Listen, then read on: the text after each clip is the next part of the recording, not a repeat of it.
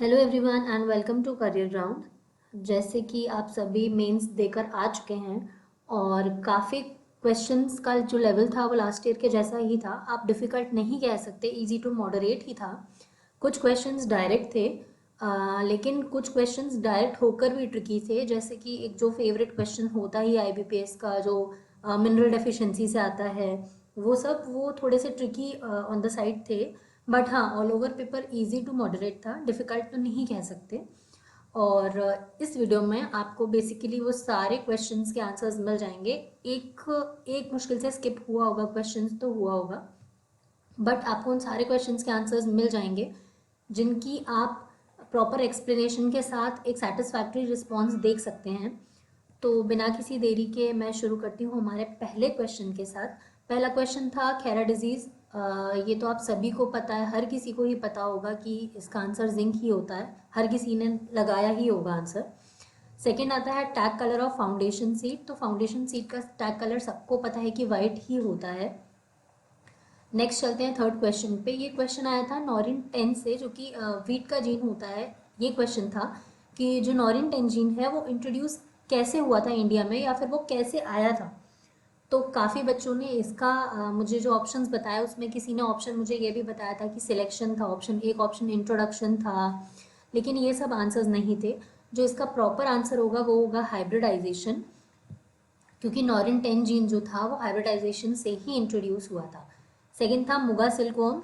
अगर आपको याद हो तो लास्ट ईयर भी ये क्वेश्चन आया था, बट इस बार डायरेक्ट ऑप्शंस के साथ आया है। पिछली बार जो था वो साइंटिफिक नेम आया था, क्योंकि सेरिकल्चर एक ऐसा टॉपिक है जिससे एक या दो क्वेश्चन, मैक्सिमम एक या दो, बट बनते ज़रूर हैं हर साल।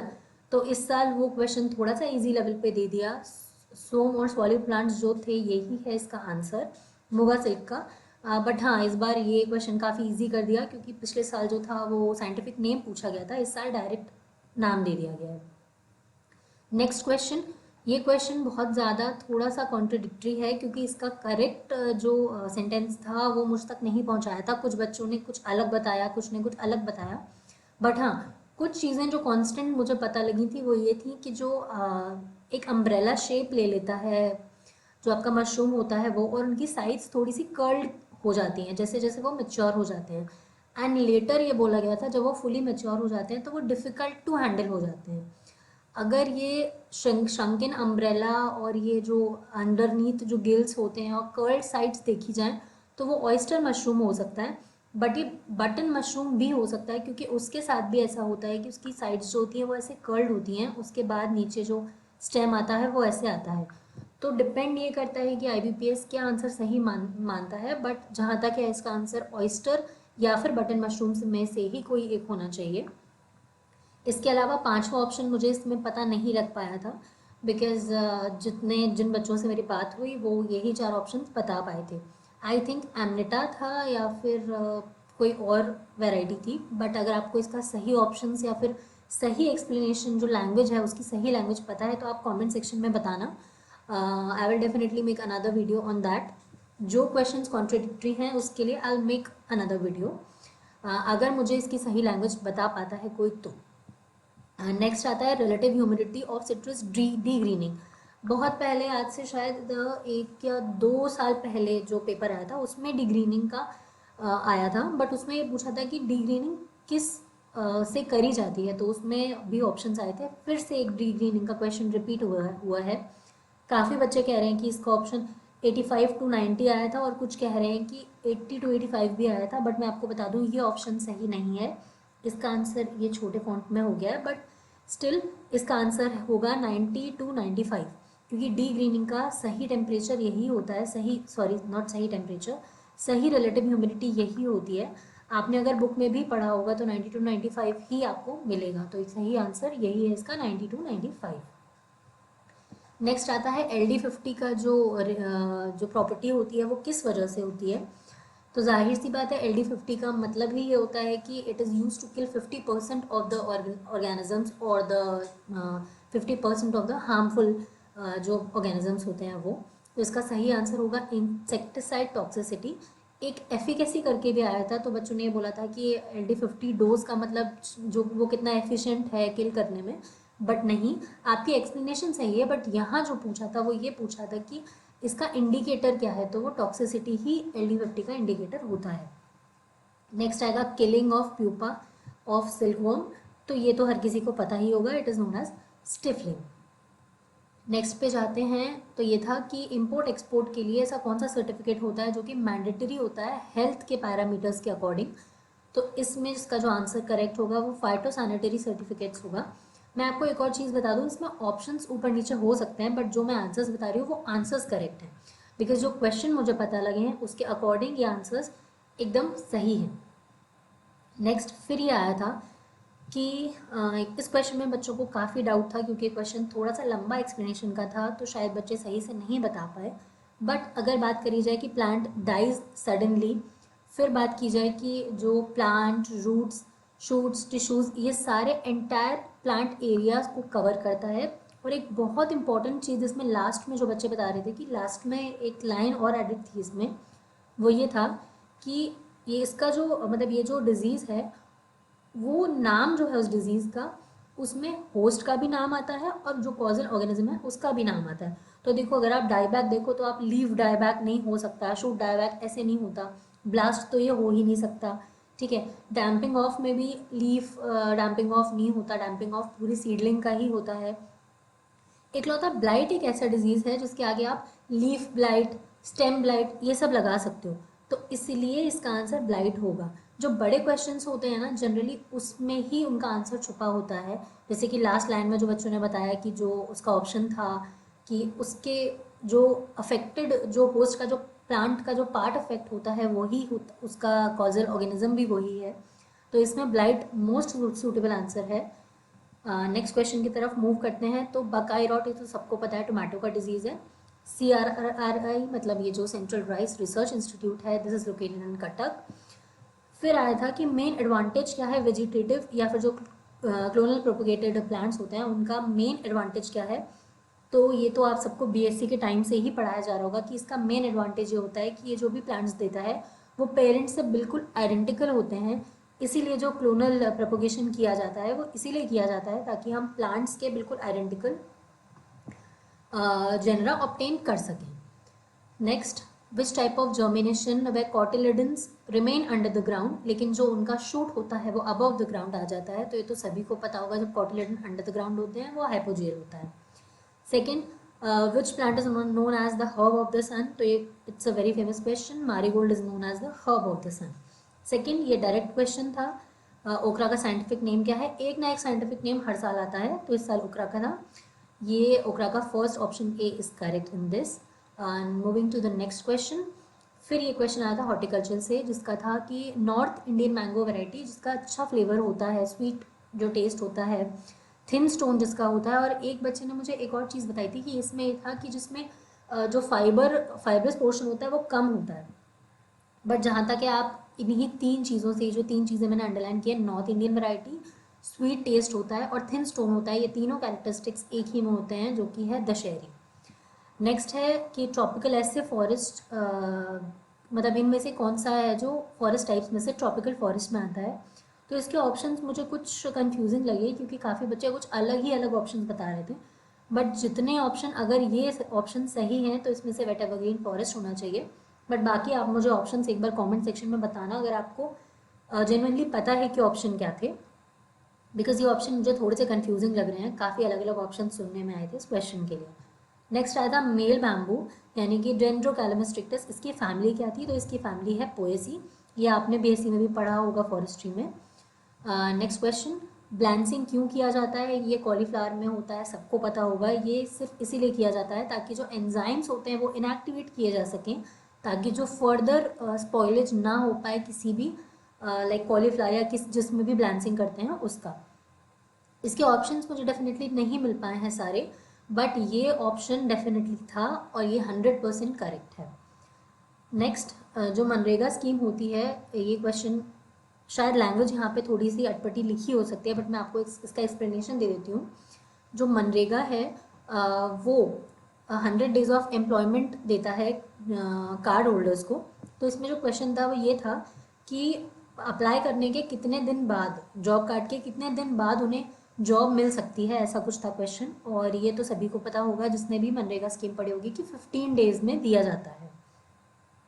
नेक्स्ट था कि ये क्वेश्चन भी थोड़ा सा कंफ्यूजिंग लग रहा था बच्चों को, क्योंकि हर कोई अलग क्वेश्चन बता रहा था। कोई कह रहा था कि crop insurance scheme weather based, मतलब डायरेक्ट ऐसे नहीं लिखा हुआ था। कोई कह रहा था कि क्रॉप इंश्योरेंस स्कीम लिखा था जो कि वेदर के पैरामीटर्स पे इंश्योरेंस प्रोवाइड करती है। तो मैंने डायरेक्ट ऐसा क्वेश्चन लिख दिया, बट मैं आपको बता दूं इसका आंसर यही था, क्योंकि यहीं से आपको पता होगा कि ये weather based crop insurance scheme है जो कि अभी रिवाइज हुई थी। Next question, yellowing of older leaves. ये क्वेश्चन भी जो मैं स्टार्टिंग में जो बात कर रही थी कि एक ये फेवरेट एक टॉपिक है जो IBPS का, वो ये है कि न्यूट्रिएंट डेफिशिएंसी से एक या दो क्वेश्चन आता ही आता है। तो इस बार ये क्वेश्चन आया था, बट इस क्वेश्चन में मुझे कंप्लीट क्वेश्चन नहीं मिल पाया। आप मुझे बताना कि क्या यही कंप्लीट वो क्वेश्चन था जो आया था पेपर में, या फिर क्वेश्चन में कुछ डिफरेंस था। कि कुछ कह रहे थे कि ओल्डर लीव्स में होता है, किसी ने बोला कि नहीं न्यू लीव्स आया था। तो इसलिए मैं इस क्वेश्चन को अभी छोड़ रही हूँ। आप लोग मुझे कमेंट सेक्शन में बताना कि ये क्वेश्चन एग्जैक्टली में क्या आया था। करेक्ट लैंग्वेज अगर आप बताएंगे तो फिर मैं नेक्स्ट वीडियो में जो भी दो तीन क्वेश्चन जो भी कॉन्ट्रोवर्शियल है उसके मैं आंसर्स डाल दूंगी। नेक्स्ट आता है कि जो फार्मर्स को मंथली पेंशन जो 3000 मिलती है after the age of 60 years, वो कौन सी स्कीम में मिलती है। तो आप सभी को पता है वो मानधन योजना में मिलती है, प्रधानमंत्री किसान मानधन योजना। तो ये इसका सही करेक्ट आंसर है। नेक्स्ट ये KCC का आया था। इसकी जो वो फिशरीज और एनिमल हस्बेंड्री और बाकी सबकी लिमिट जो बढ़ी थी वो 5 लाख तक की बढ़ गई थी, आप सभी को पता था। ये था पुराना क्वेश्चन, आई मीन काफ़ी पहले बढ़ चुकी थी इसकी लिमिट, बट IBPS तो कोई भी क्वेश्चन पूछ सकता है। तो हेंसफोर्थ इसका आंसर 5 है, 5 लाख तक लिमिट बढ़ा दी गई है। नेक्स्ट आया था, ये एक जनरलाइज क्वेश्चन था कि ड्रोन टेक्नोलॉजी से क्या क्या एडवांटेज होते हैं। ये एक स्टेटमेंट बेस्ड क्वेश्चन था, इसमें 1 2 3 4 कौन कौन से करेक्ट हैं ये आए थे। इसके मुझे पूरे ऑप्शंस नहीं पता हैं, बट हाँ जो एक जनरल ऑप्शंस मेरे पास आए थे वो ये थे कि ऑल इंसेक्ट्स किल करने के लिए, तो ये तो हो ही नहीं सकता। ऑल इंसेक्ट्स ड्रोन से आपके कैसे किल हो जाएंगे। नेक्स्ट था स्प्रेइंग, बिल्कुल स्प्रेइंग के लिए तो अक्सर करके यूज़ होता ही है, क्रॉप मॉनिटरिंग के लिए भी यूज़ होता है। बाकी इरिगेशन पर्पस ऑप्शन में था कि नहीं था, और ये जो elimination of use of fertiliser ये ऑप्शन में था या नहीं था, ये आप मुझे बताना। बाकी आई मीन बी और सी तो बिल्कुल करेक्ट है ही इसमें। बाकी इन दोनों ऑप्शन, ये दोनों ऑप्शन थे या नहीं थे, या इनकी जगह कोई और ऑप्शन था, ये आप मुझे बताइएगा। ओके, नाउ ये आया था कि जो warehouse and non warehouse receipts होते हैं उनका जो लिमिट था, लोन लिमिट, वो क्या था। काफ़ी सारे बच्चे मुझसे बोल रहे थे कि 75 था मैम ये वो, लेकिन अभी रिसेंट में अगर आपने पढ़ा होगा तभी आपको ये क्वेश्चन सही आया होगा कि 90 लैक्स कर दी गई थी अभी रिसेंट में जो लोन लिमिट थी। तो ये रिसेंट का डेटा है, अगर आपने पढ़ा होगा तो आपका सही हुआ होगा डेफिनेटली। नेक्स्ट था झूमिंग जो कल्टीवेशन होता है उसको जो दाहिया है, दाहिया इज़ वेरी फेमस, इसको किस स्टेट में कहा जाता है, तो वो आप सबको पता है MP में कहा जाता है दाहिया। जो स्लैश एंड बर्न कल्टीवेशन है वो प्रिमिटिव सब्सिस्टेंस एग्रीकल्चर में आता है, या फिर एक्सटेंसिव में आता है, प्लांटेशन में आता है, या इंटेंसिव में आता है। तो स्लैश एंड बर्न एग्रीकल्चर एक प्रिमिटिव टेक्निक है, इसलिए ये प्रिमिटिव सब्सिस्टेंस एग्रीकल्चर है। इसमें बेसिकली होता ही था कि एक लैंड एरिया लेते थे, उसको पूरी तरीके से कल्टीवेशन करने के बाद उसमें जितने भी क्रॉप्स थे या जो भी होता था उसको बर्न कर दिया जाता था, उसके बाद उसको फिर नेक्स्ट एरिया को यूज़ किया जाता था, ऐसा था। तो ये प्रिमिटिव मेथड था, क्योंकि इससे काफ़ी फर्टिलिटी को भी नुकसान होता था सॉइल की, और न्यूट्रिएंट को भी लॉस होता था। नेक्स्ट वो कौन सा इंडियन फॉरेस्ट एक्ट था जिसमें बैम्बू रिमूव कर दिया गया था। अगर यही क्वेश्चन था तो इसका आंसर 2017 है। इसका क्वेश्चन का आप मुझे बताइएगा कि यही क्वेश्चन था या फिर कोई और क्वेश्चन आया था। नेक्स्ट, ओल्सिन्स मेथड किस एलिमेंट के लिए यूज़ होता है उसकी अवेलेबिलिटी चेक करने के लिए न्यूट्रल टू एल्कलाइन सॉइल में। ये होता है फॉस्फोरस के लिए। ओके, नेक्स्ट आया था सबसे, इसका तो आंसर ही क्वेश्चन में है कि मोस्ट एफिशिएंट जो मिल्क प्रोड्यूसिंग बफेलो ब्रीड है इंडिया में ही नहीं बल्कि वर्ल्ड वाइड जो ब्रीड है वो कौन सी है, मुर्रा। आप सभी को पता है ये सबसे ज़्यादा जो मिल्क प्रोड्यूसर है एफिशिएंट बफेलो के केस में वो मुर्रा ही है। नेक्स्ट है टर्निंग अप ऑफ एग्स। हाँ ये इसका क्वेश्चन मुझे पूरा नहीं मिल पाया, बट अगर यही क्वेश्चन था कि एग टर्निंग के बाद कितनी बार टर्न किया जाता है या फिर कितने दिन तक टर्न किया जाता है, तो उसका आंसर 19 होगा। क्योंकि 19 डेज से पहले तक उसे शायद सेटर में रखते हैं, उसके बाद 19th डे से उसको टर्न किया जाता है। या फिर अगर क्वेश्चन ये नहीं था तो आप मुझे बताइएगा क्या क्वेश्चन था, बट अगर जो मैं एक्सप्लेनेशन मैं दे रही हूँ वही क्वेश्चन था तो ऑप्शन आंसर 19 ही सही है इसका। नेक्स्ट, डॉली शीप किस टेक्निक से आई थी, तो वो सोमैटिक सेल न्यूक्लियर ट्रांसफर से आई थी। एंथ्रैक्स डिजीज स्प्लीनिक फीवर भी कहा जाता है क्योंकि इसमें एनलार्जमेंट हो जाता है स्प्लीन का। नेक्स्ट, हाँ, ये जो डिजीज़ पूछी गई थी कि ये फीमेल्स में होती है, इसमें एम्ब्रियो जो है कंसेप्शन के कुछ वीक्स बाद ही अबॉर्ट हो जाता है, तो अगर इसमें जो कॉजल ऑर्गेनिज्म है वो ट्राइकोमोनास फीटस ही दिया गया था, तो इसका ऑप्शन नंबर ए हो जाएगा, वेनेरियल ट्राइकोमोनासिस। बाकी आप मुझे बताना कि ये कॉजल ऑर्गेनिज्म उसमें दिया था क्वेश्चन में या नहीं। नेक्स्ट, चिकन ब्रीड जो कि हाईएस्ट एग्स के लिए जाना जाता है वो सबको पता होगा, लेगहॉर्न, वाइट लेगहॉर्न। देन एक ऐसी ब्रीड शीप की जो कि कुल्लू शॉल्स के लिए और ब्लैंकेट्स के लिए बहुत ज़्यादा फेमस है। तो एक चीज़ मैं बता दूं, बहुत से लोगों ने कुल्लू शॉल्स देख के कश्मीरी मरीनो टैग कर दिया होगा, बट ये आंसर नहीं है, इसका आंसर है गद्दी। क्यों? क्योंकि गद्दी एक ऐसी ब्रीड है जिसकी फ्लीस वूल, क्योंकि मुझे ऐसा भी पता है कि जो फ्लीस आया था उसकी वेरी लॉन्ग फ्लीस थी, लेंथ भी दी हुई थी, तो ये आंसर कुल्लू शॉल्स और ब्लैंकेट्स वाले के लिए गद्दी ही करेक्ट है।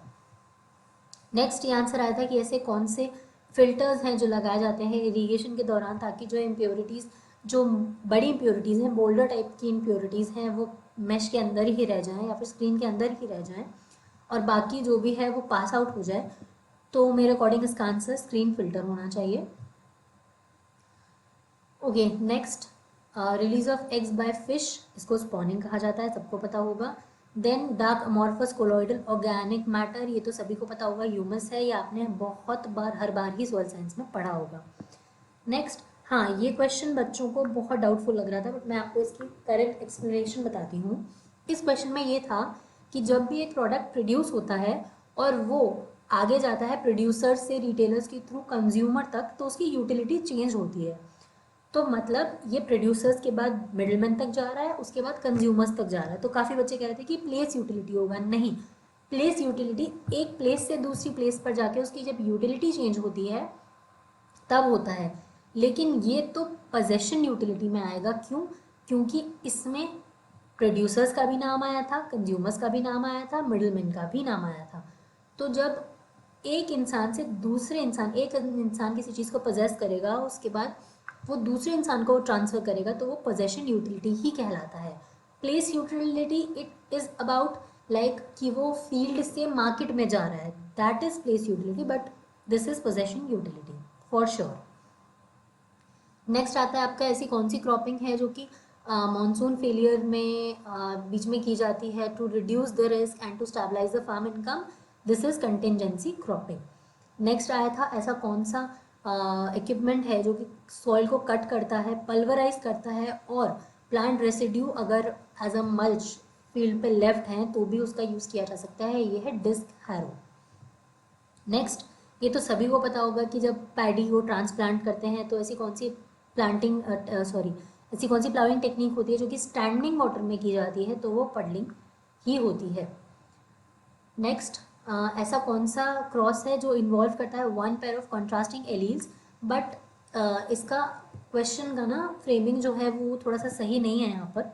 जो क्वेश्चन मुझे और भी सुनने में आया था वो ये था कि each alleles have different forms of a same trait, मतलब कि अगर हाइट है तो एक उसका ड्वार्फ होगा, एक टॉल होगा, तो ट्रेट तो सेम ही है, ट्रेट तो हाइट है, बट एक उसका रेसेसिव है, एक डोमिनेंट है।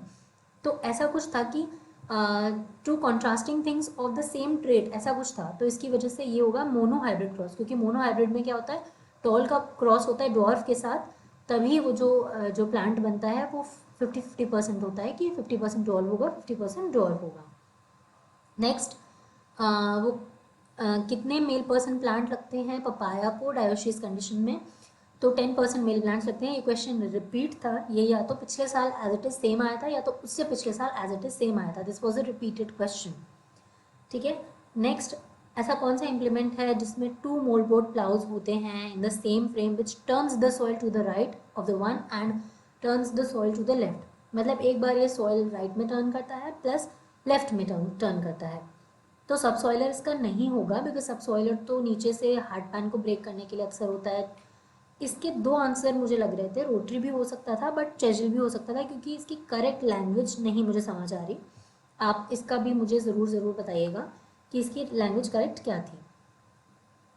देन ऐसा कंपोनेंट ट्रैक्टर का जो कि पावर ट्रांसमिट करता है टू द अटैच्ड इम्प्लीमेंट्स और उसका फिक्स्ड होता है, स्प्रिंग टाइन होता है, तो इसका आंसर ड्रॉबार ही होगा, क्योंकि वो ही अटैचमेंट प्रोवाइड करता है इम्प्लीमेंट्स को। नेक्स्ट, एक इकोसिस्टम से क्वेश्चन आया था कि वो कौन सा एक इकोसिस्टम होता है जिसमें वेजिटेटिव जो वेजिटेशन है, स्पीशीज़ हैं, वो सब एक साथ लिव करके एक साथ इंटरैक्ट करते हैं। इसके क्वेश्चन किसी बच्चों को याद ही नहीं थे, तो आपको याद हो तो ऑप्शन में आप मुझे नीचे कमेंट सेक्शन में बताना, then I will look into this question. Next, वो फंड की बात की गई थी जो कि सेल्फ हेल्प ग्रुप्स के लिए, जो कि SHGs होते हैं, उनके लिए एक सेविंग हैबिट उनमें डेवलप करता है to meet this small capital requirements, तो इसको एब्सोल्युटली रिवॉल्विंग फंड ही हम कहेंगे। Next, which organisations was developed to support small and marginal shrimp farmers, तो इसका आंसर सीधा सीधा हो जाता है NACSA। नेक्स्ट, ऐसा कौन सा अमीनो एसिड है जो कि फिश फीड में हमें देना पड़ता है, बिकॉज फिश उसको सिंथेसाइज नहीं कर सकती, तो ऐसा तो आर्जिनिन ही होता है। बट इसके अलावा आप बताना और कोई ऑप्शन था क्या, क्योंकि ये ऑप्शन बहुत कंफ्यूजिंग थे, एक तो मुझे मिला ही नहीं, इस वजह से मैंने नन ऑफ दीज लिख दिया, बट आप मुझे बताना। बट अभी ये जो क्वेश्चन मैंने फ्रेम किया है उसके अकॉर्डिंग आर्जिनिन ही एक ऐसा होता है जो कि फिश सिंथेसाइज नहीं कर सकती, बट उनकी फीड में वो डाला जाता है। नेक्स्ट, ये सॉइल साइंस का डायरेक्ट क्वेश्चन था कि नेचुरल बॉडी कौन सी होती है जो classification, structure, genesis, origin, classification, इन सब के बारे में बताती है, तो दैट इज पेडोलॉजी। नेक्स्ट, एक ऐसा फार्मिंग सिस्टम पूछा गया था जो कि मिनिमम इनपुट्स में मैक्सिमम रिटर्न्स आपको दे, तो वो कोई नहीं, प्रिसीशन फार्मिंग होता है। हाँ, इसके ऑप्शन मुझे बाद में पता चले थोड़े, इसके ऑप्शन में ऑर्गेनिक फार्मिंग भी था, और भी शायद प्रो करके एक ऑप्शन था, कोई बच्चा बता रहा था, बट इसका सही ऑप्शन 100% प्रिसीशन फार्मिंग ही होगा। देन ऐसी कौन सी कैटेगरी होती है अडॉप्टर्स की जो कि last stage, the ones who are last to adopt is known as laggards. ये मैंने आपको एक वीडियो में भी बताया था कि एल के लास्ट से आप एल के लिगार्ड्स को रिलेट कर सकते हैं कि वो बहुत ही लेट होते हैं। Okay fine. Now, mineral deficiency in milk, ऐसा कौन सा मिनरल होता है जो कि मिल्क में डेफिशिएंट होता है, तो कैल्शियम, फॉस्फोरस और पोटेशियम तो होता ही है मिल्क में। आयरन होता है जो मिल्क में डेफिशिएंट होता है, आयरन मिल्क में नहीं होता है प्रेजेंट। देन डीनाइट्रिफिकेशन प्रोसेस जो होता है उसकी पूरी डेफिनेशन आई थी, मैंने इसको शॉर्ट में लिखा है, बट उसी की डेफिनेशन आई थी कि नाइट्रेट नाइट्राइट को नाइट्रोजन में कन्वर्ट, ऐसी कौन सी प्रोसेस होती है जो करती है, वो डीनाइट्रिफिकेशन होती है। इसके ऑप्शंस में अमोनिफिकेशन भी था, शायद वोलेटिलाइजेशन भी था, बट इसका सही ऑप्शन डीनाइट्रिफिकेशन ही होगा। ठीक है, अब ये है which of the following is not a characteristics of forest soils. अब कुछ बच्चों का कहना था कि ये नॉट नहीं था, कुछ बच्चों का कहना था कि डायरेक्ट फॉरेस्ट सॉइल से कंपैरिजन आया था कि क्या ज़्यादा होता है फॉरेस्ट सॉइल्स में, तो शायद आपसे या तो पढ़ने में गलती हुई होगी, क्योंकि मैक्सिमम बच्चे मुझे नॉट ही बता रहे हैं। बट अगर देखा जाए तो लिटर कवरेज हाई होता है फॉरेस्ट सॉइल्स में, बिल्कुल होता है। सॉइल टेम्परेचर लो होता है क्योंकि मॉइस्चर और शेड प्रोवाइड होता है, ये भी हो सकता है, ये भी एक फॉरेस्ट सॉइल का कैरेक्टरिस्टिक्स है। बाकी हाई ऑर्गेनिक मैटर तो होता ही है, क्योंकि जब लीव्स गिरती हैं तो ऑटोमेटिकली ऑर्गेनिक मैटर रिड्यूस होता चला जाता है। देन लो न्यूट्रिएंट डिमांड होती है मिनरल्स की और ऑर्गेनिक मैटर की, ये थोड़ा सा मुझे डाउटफुल लग रहा है। बाकी स्लो न्यूट्रिएंट साइक्लिंग तो नहीं होगा, क्यों, क्योंकि उसमें कोई एक्स्ट्रास इनपुट्स तो नहीं डाले जाते हैं ह्यूमन मेड या मैन मेड, तो वो स्लो न्यूट्रिएंट साइक्लिंग में आ सकता है। बट ये ऑप्शन आप मुझे ज़रा चेक करके बताइएगा जिस किसी ने भी अटैम्प्ट किया है। तो ऑलमोस्ट मैंने आपके 59 क्वेश्चंस कवर किए। एक जो क्वेश्चन मुझसे मिस आउट हो रहा है वो आप मुझे कमेंट सेक्शन में बताइएगा, प्लस अगर आपको किसी ऑप्शन को लेके कन्फ्यूजन है तो वो भी आप मुझे बताइएगा। इसके अलावा मैं अपने टेलीग्राम चैनल का लिंक डिस्क्रिप्शन में डाल दूँगी। मैं एक इंटरव्यू बैच लॉन्च करूँगी, उसमें आपको फ्री मॉक होगा पहले 100 स्टूडेंट्स के लिए, जो मेरा टेलीग्राम लिंक जो ज्वाइन करेंगे उनके लिए फ्री होगा वो बैच, लेकिन this is limited to only the first 100 students. तो आप ज्वाइन कर लीजिए और मैं उस चीज़ में आपको प्रॉपर गाइडेंस दूंगी। इंटरव्यू, मॉक इंटरव्यूज़ होंगे उसमें आपके लिए, प्लस आपको एक प्रॉपर मटेरियल मिलेगा। लास्ट ईयर्स के इंटरव्यू क्वेश्चंस भी आपके साथ डिस्कस किए जाएंगे and that will be in a very elaborated form, ताकि आपको कोई प्रॉब्लम ना आए। अगर आपको लगता है कि हाँ आपने अच्छे अटेम्प्ट्स किए हैं, आपके इस बार इंटरव्यू तक जाने के चांसेस हैं, तो चांस मत लीजिए, don't wait for the result. Slightly ही सही but start preparing for the interview. मैंने अटैच कर दिया है अपना टेलीग्राम का जो लिंक है डिस्क्रिप्शन में, तो फर्स्ट 100 स्टूडेंट्स के लिए दैट इज़ एब्सोल्युटली फ्री, तो please go and join the link. इसके अलावा आपको कोई भी और डाउट है या कुछ भी है तो आप कमेंट सेक्शन में कमेंट कर दीजिएगा, I will check and I will reply. थोड़ा सा लेट हो गया मुझे वीडियो डालने में, because you know that check करना बहुत ज़रूरी होता है। हम लोग ऐसे ही नॉर्मली उठा के नहीं डाल सकते, because it's a matter of somebody's career. Okay, so मिलते हैं अगली वीडियो में बहुत जल्द। Thank you.